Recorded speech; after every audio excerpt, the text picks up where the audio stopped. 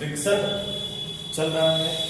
Friction में static का थोड़ा बहुत ज्ञान हमें प्राप्त हुआ था। स्टैटिक मतलब आप ये सीधा समझ लीजिए कि फ्रिक्शन ना जब दो बॉडी आपस में कांटेक्ट में आती है तो दो तरह के फ्रिक्शन लगने होते हैं।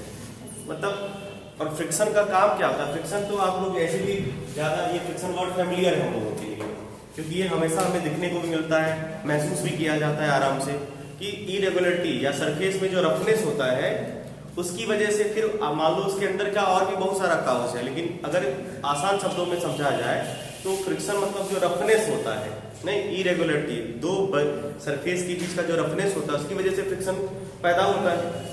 और फ्रिक्शन की जो टेंडेंसी होती है, मतलब फ्रिक्शन का काम क्या है कि अगर एक ऑब्जेक्ट दूसरे ऑब्जेक्ट के ऊपर रिलेटिव मोशन करना चाह रहा हो, रिलेटिव मोशन का मतलब ये हुआ कि जैसे ये एक ऑब्जेक्ट रखा हुआ है और हम चाह रहे हैं कि इसको आगे ले जाए, मतलब या कि इसको पीछे ले जाए।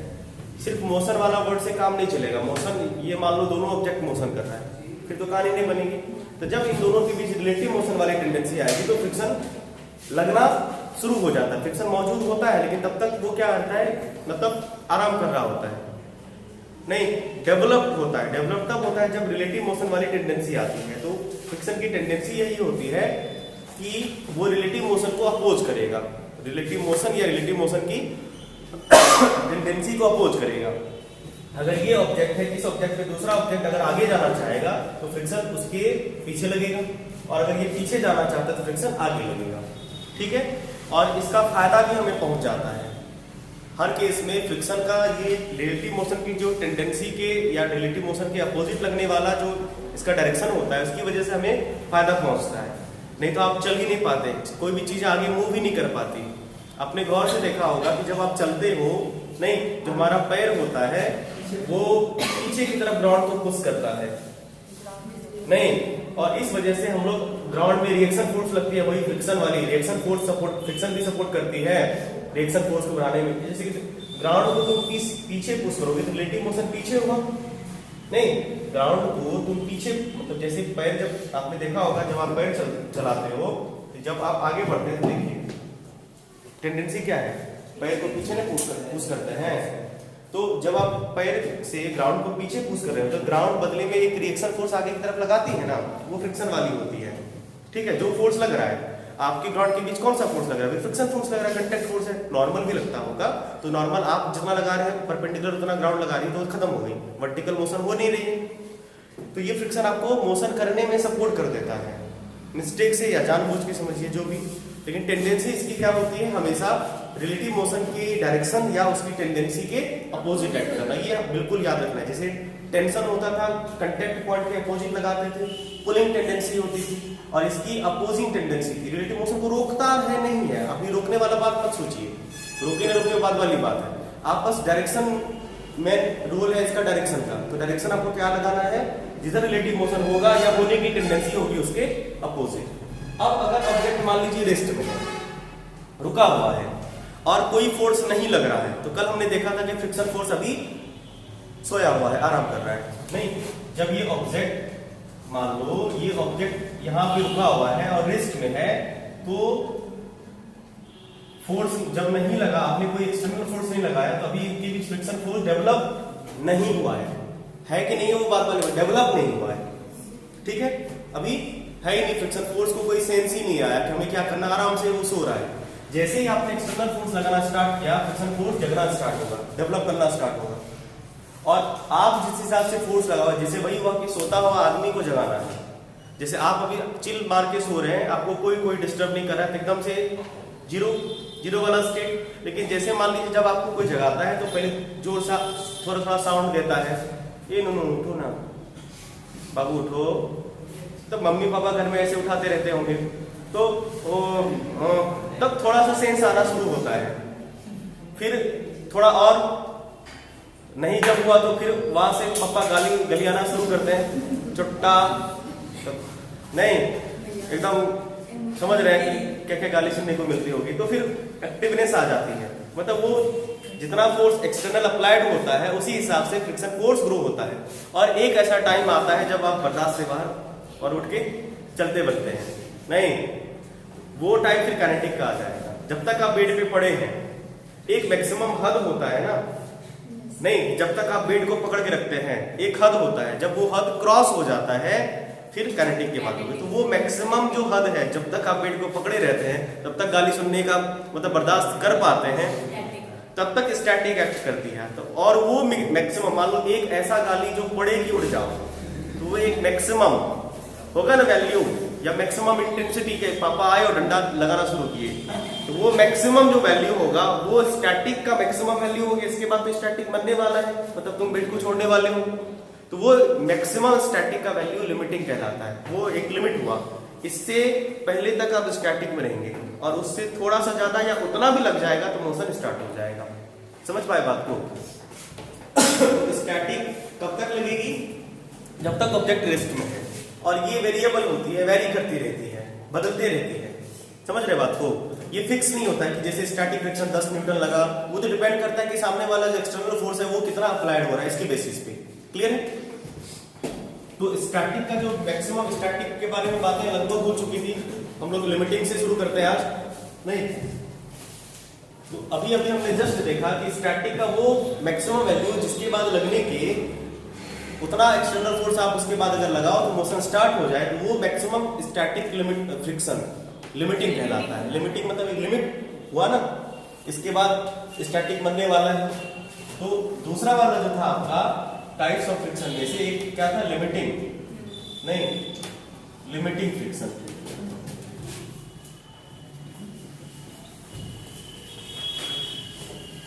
ये होता है क्या है? Maximum limit up to which, maximum limit up to which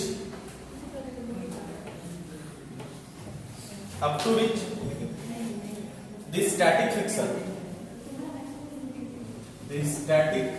friction सब लोग चलने का मैक्सिमम लिमिटिंग नहीं बोलते हैं, लिमिटिंग गाली उड़ के आओ। क्या ऐसा भी कोई होता है कि ई गाली पड़ेगा तो उठ जाएंगे? पापा अगर जोर से चिल्ला के बोलते तो उठना पड़ता है, रे जटिया, ऐसे बोलते हैं, जेठालाल, ऐसे ना, हाँ, रे जटिया ही बोलते हैं, रे Jatiya. Up to which the static friction behaves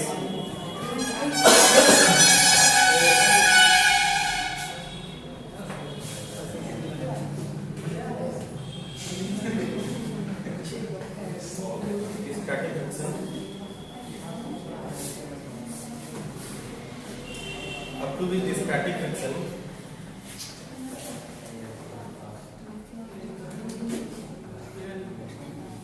to which static friction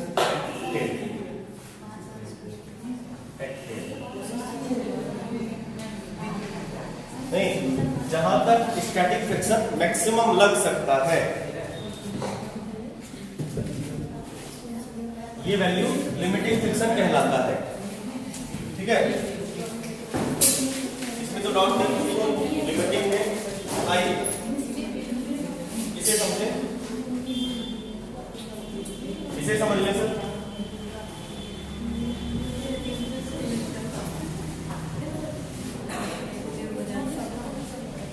हाँ, अब देखो पूरी कहानी लिमिटिंग फ्रिक्शन के आगे पीछे ही चलती रहेगी। तो हमें अगर लिमिटिंग फ्रिक्शन का मैग्नीट्यूड पता चल जाए तो फिर आगे सारी कहानी आराम से स्मूथली उसी अकॉर्डिंग चलेगी, क्योंकि लिमिटिंग फ्रिक्शन से कम लगा स्टैटिक, लिमिटिंग फ्रिक्शन से ज्यादा लगा काइनेटिक, ऐसा ही कुछ चलेगा ना मामला।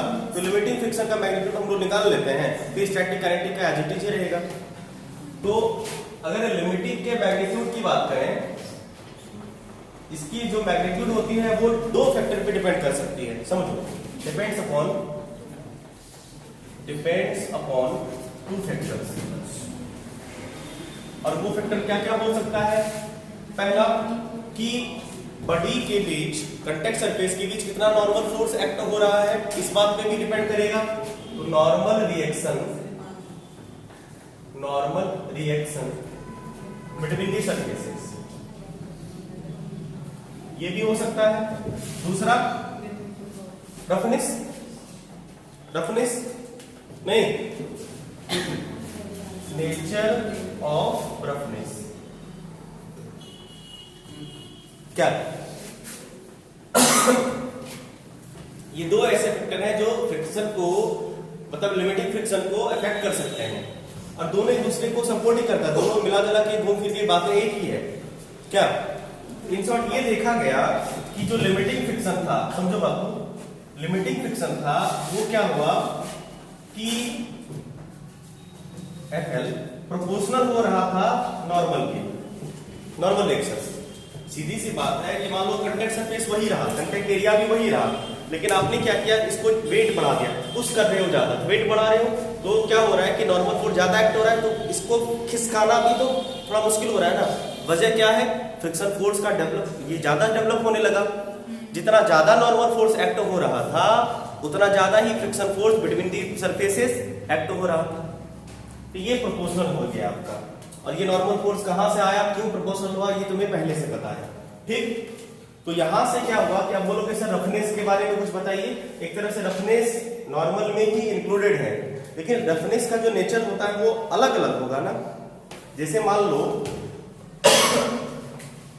एक सरफेस है तुम्हारा वुड का, एक वुड है और मान लीजिए ग्राउंड है, ठीक है, एक ग्राउंड है, इसके बीच जो कंटेक्ट पॉइंट्स होंगे या नॉर्मल रिएक्शन प्रोड्यूस होगा वो मान लो जैसे मान लो इसमें 10 कंटेक्ट पॉइंट बने समझो, और सारे मतलब उसी एंगल पे, जो एंगल पे अभी मान लो प्लास्टिक और वुड ग्राउंड के साथ बन रहा है, मान लो नंबर ऑफ कंटेक्ट पॉइंट एक पर्टिकुलर सरफेस का, ठीक है, मतलब मान लो इतने सेक्शन का, इसमें मान लो अगर 10 कंटेक्ट पॉइंट हैं, इसमें भी मान लो 10 कंटेक्ट पॉइंट बने, इसमें मान लो जिस एंगल पे कंटेक्ट नॉर्मल रिएक्शन काम किया, मान लो उतने ही एंगल पे इस पे भी काम किया, तो नॉर्मल फोर्स तो बराबर बराबर हो गया, नेट हॉरिजॉन्टल कंपोनेंट तो बराबर बराबर हो गया। तो क्या इनके बीच लगने वाले फ्रिक्शन और इनके बीच लगने वाले फ्रिक्शन सेम होंगे? नहीं होंगे। एक ऐसा फैक्टर होगा कांस्टेंट वाला, एक ऐसा फैक्टर होगा जो जैसे मान लीजिए इसमें फ्रिक्शन लगा 10 और इसमें लग गया 2 × 10, ये जो 10 है ये नॉर्मल है, दोनों में सेम सेम था, इसमें कुछ बढ़ गया या घट गया, ये जो कांस्टेंट फैक्टर आता है यही डिफाइन होता है, यही चीज होती है उनके बीच रफनेस का नेचर। क्योंकि रफनेस का जो नेचर था वो यही बढ़ाया घटाने का काम कौन कर रहा है, nature of roughness between the contact surface, इसको हम लोग कहते हैं म्यू। तो यहाँ पे कांस्टेंट जो हटा है ना, यही कांस्टेंट यहाँ पे आएगा, प्रोपोर्शनलिटी साइन जो हटा है बदले में ये कांस्टेंट आएगा, ये मान लो सेम है।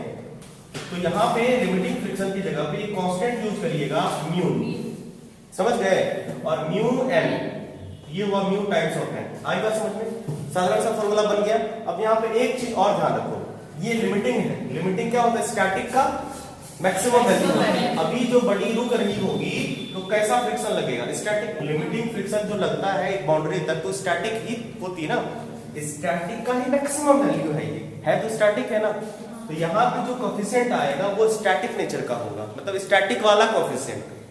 यहाँ पे लिमिटिंग वाला कोफिशिएंट नहीं होता है, फ्रिक्शन कोफिशिएंट दो ही टाइप के होते हैं, या तो स्टैटिक या तो काइनेटिक। तो आप बताइए लिमिटिंग में काइनेटिक लगेगा, बताओ, लिमिटिंग में तो काइनेटिक नहीं लगेगा, कारण क्या है, लिमिटिंग स्टैटिक का मैक्सिमम वैल्यू है, स्टैटिक फ्रिक्शन कोफिशिएंट ही कैरी करेगा ना।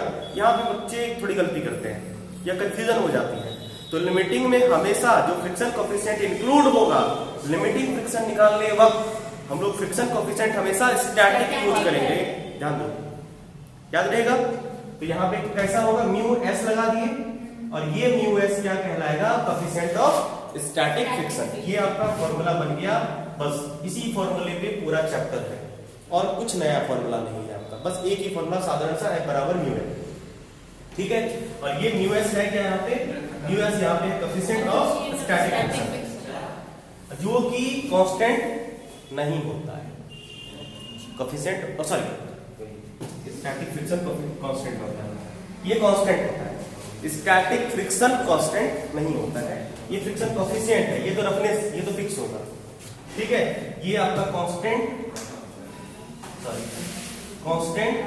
Called coefficient of static friction, coefficient of static friction,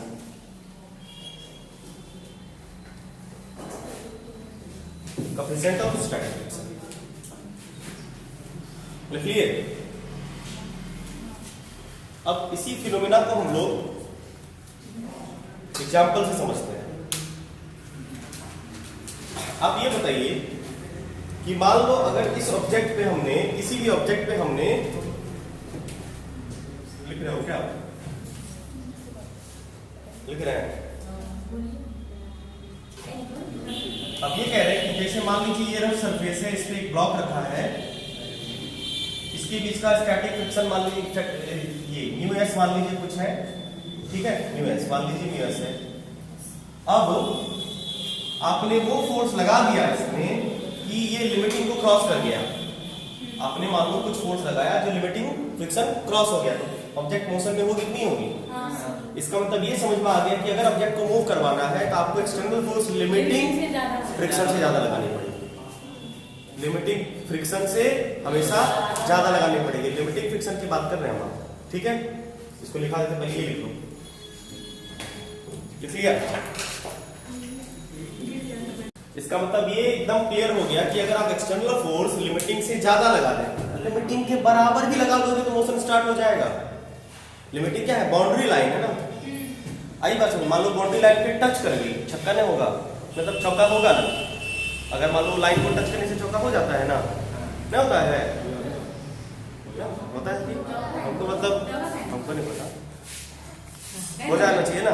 हाँ, और क्रॉस कर जाए तो नहीं, मतलब ऊपर से नहीं, ऐसे मान लो लग गई बाउंड्री लाइन से क्रॉस भी करे तब भी चौका। बेसी रन हो जाएगा क्या? ज्यादा रन नहीं होगा। नीचे से मान लो गड़क के बाउंड्री लाइन को टच करके बाउंड्री लाइन के बाहर चला गया तब भी चौका, और बाउंड्री लाइन टच करके गेंद रुक जाती तब भी चौका। ये वही हाल है, ये बाउंड्री लाइन है, अगर टच भी कर लोगे एक्सटर्नल फोर्स ना तब भी चौका, मतलब तब भी मोशन ही होगा। हाँ, एकदम तनियो टच, मतलब एकदम जैसे कि मान लो क्या है कि अगर मान लो लिमिटिंग फ्रिक्शन 50 न्यूटन आया, 50 न्यूटन, और आपने एकदम 50 न्यूटन एग्जैक्ट लगा दिया, मोशन स्टार्ट हो जाएगा। और मतलब 49.9999 लगाओगे नहीं होगा, एकदम एक सूता से रह गया छूने से, चौका होगा एकदम। बस वही हाल है, चल रहा है खेल का माहौल, समझ सकते हैं, समझ गए? तो इसीलिए या तो एक्सटर्नल फोर्स लिमिटिंग के एकदम बराबर हो जाए,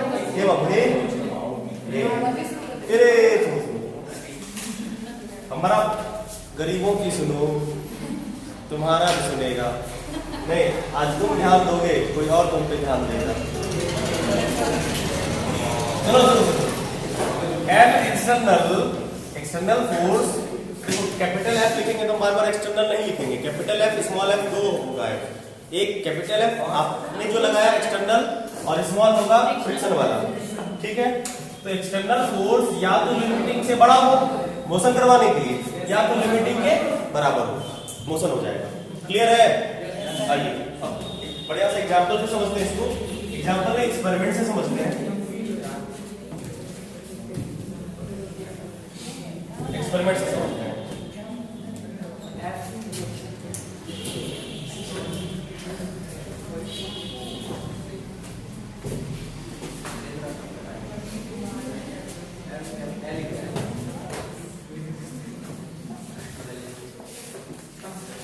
जैसे मान लीजिए, अब ध्यान से देखो इस बात को, ये वाली घटना समझ में आनी चाहिए तुम्हें, इसलिए बोर्ड पे कंसंट्रेट रखिए।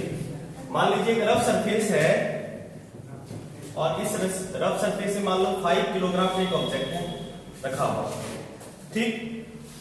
और इसका जो स्टैटिक फ्रिक्शन कोएफिशिएंट है वो आपका 0.3 है। इसका कोई यूनिट नहीं होता है स्टैटिक फ्रिक्शन कोएफिशिएंट का, यूनिटलेस डायमेंशनलेस फिजिकल क्वांटिटी है ये, ठीक है?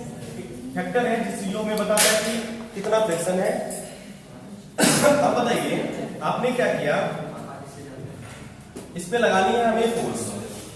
मान लो इस पे फोर्स हमने लगाने का सोचा है F, पता नहीं कितना लगाना है, लगा लगा के चेक करते हैं, ठीक?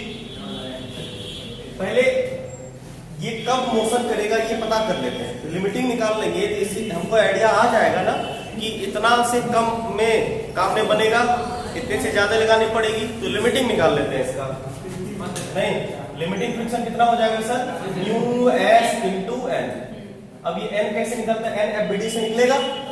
नहीं, इसका जब आप एन निकालोगे ये एम जी लगेगा, और ये नॉर्मल फोर्स सरफेस पे लगेगा तो, और ये क्योंकि वर्टिकल मोशन नहीं कर रही है, सुनना, वर्टिकल मोशन जब करेगी फिर कहानी बदलेगी, एन चेंज होगा, हमेशा एन बराबर mg नहीं होता है।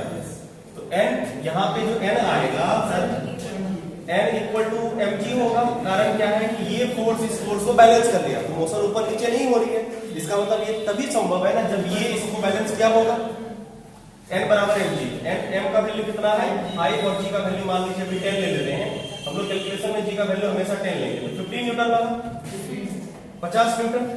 तो अब अगर हम इसे निकालें तो ये हुआ 0.3 इंटू 50, कुल मिला के आ गया आपका 15 न्यूटन।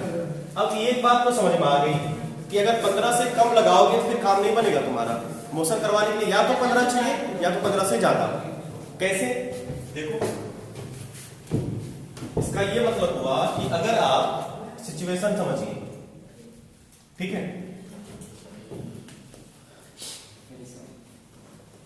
अगर मान लीजिए फोर्स आपने लगा दिया, अब यहाँ पे देखो स्टैटिक का मैटर बता रहे थे, स्टैटिक फ्रिक्शन बता रहे थे। अगर फोर्स मान लीजिए आपने 5 न्यूटन लगाया, आप ये बताइए स्टैटिक फ्रिक्शन कितना लगेगा? बाबू बिल्कुल, स्टैटिक फ्रिक्शन अगर ये फोर्स एक्सटर्नल है समझिए, तो अभी स्टैटिक फ्रिक्शन कितना लगेगा? बिल्कुल 5 न्यूटन होगा। बॉडी का स्टेट क्या होगा? रेस्ट में। समझ पा रहे? अगर मान लो फोर्स आपने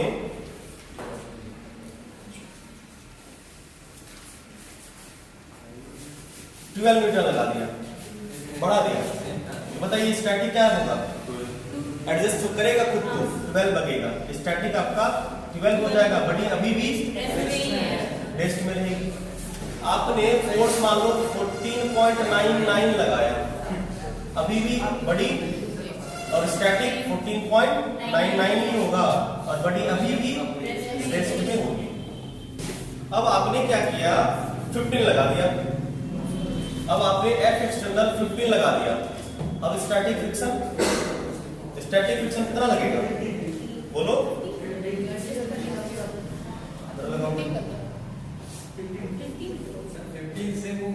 सुन तो लो पहले पूरा बात। आपने 15 न्यूटन लगाया ना सर, 15 स्टैटिक कब लगती है? जब बड़ी रेस्ट में रहती है। इस केस में बड़ी रेस्ट में रहेगी, फिर स्टैटिक लगेगा। कौन लगेगा? आई बात समझ में? स्टैटिक तब तक लगती है जब तक बड़ी रेस्ट में होता है। तुम बताओ 15 लगाने से बड़ी रेस्ट में है? नहीं ना है। तो बड़ी तब स्टैटिक कहाँ गया? स्टैटिक नहीं लगेगा। अब जो लगेगा वो होगा तुम्हारा एक नया फंक्शन जो कि काइनेटिक, और वो कितना होगा? 15 के बराबर ना? कितना होगा बात करेंगे? 15 से ज्यादा, लिमिटिंग से ज्यादा, लिमिटिंग 15